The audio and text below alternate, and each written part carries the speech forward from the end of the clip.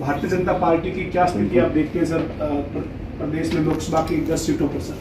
देखिए, भारतीय जनता पार्टी का एक एक कार्यकर्ता जोश से भरा हुआ है और पूरी तरह से वो एक एक वोट को भारतीय जनता पार्टी के पक्ष में डलवाने के लिए पूरी किलेबंदी उसने कर रखी है। हमारा जो संगठन है ये ऑर्गेनाइजेशनल संगठन है।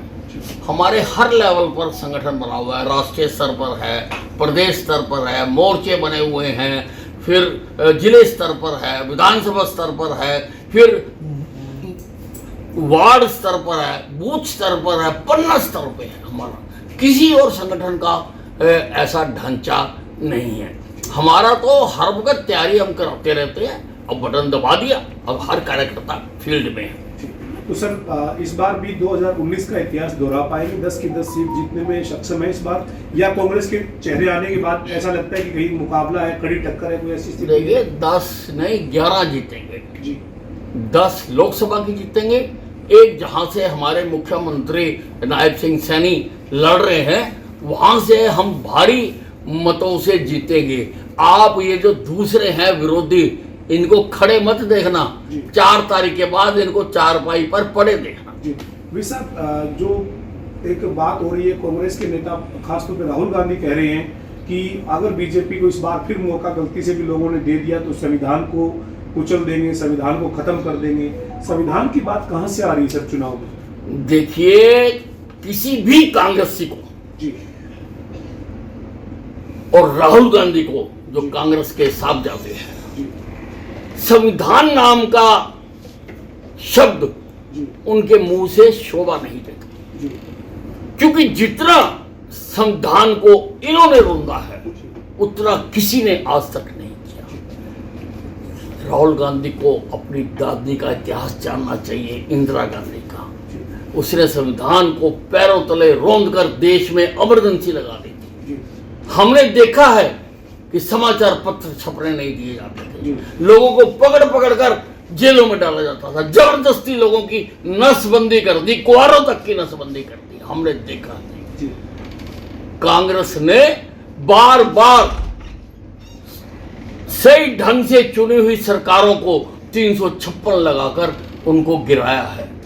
इनको संविधान का नाम लेने की हिम्मत नहीं होनी चाहिए। फिर भी मैं कहता हूं, अगर इन्होंने संविधान का नाम लेना है तो पहले सभी अपने संस्थानों से इंदिरा गांधी की फोटो उतार कर नीचे फेंक दें। जब तक वो तस्वीर लगी हुई है तब तक तुम भी संविधान को तोड़ने की मंशा रखते हो। जी साहब, ये जो चुनाव प्रक्रिया चल रही है, इस बीच कांग्रेस को टिकट वितरण में 1 महीना लग गया और अभी भी एक टिकट उनकी अभी डिक्लेयर नहीं है।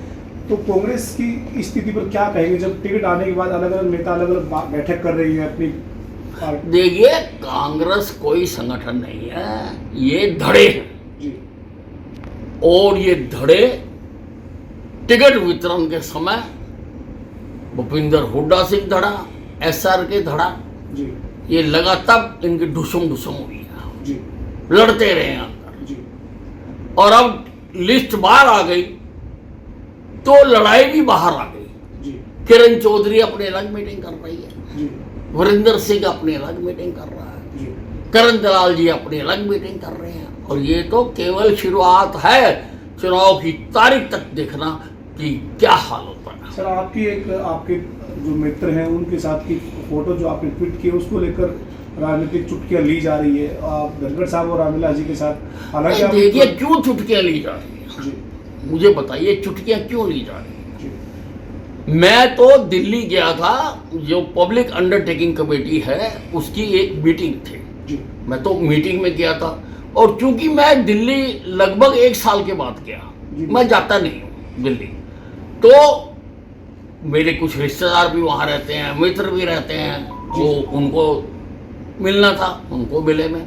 फिर ऐसे गुड़गांव में मिलना था, मैं गुड़गांव में गया तो मुझे और कार्यकर्ता भी मिले और उनसे पता लगा कि आज रामविलास जी और ओम प्रकाश दर्शगढ़ भी गुड़गांव में हैं। तो जब हैं तो मैंने कहा उनसे भी मिल लो।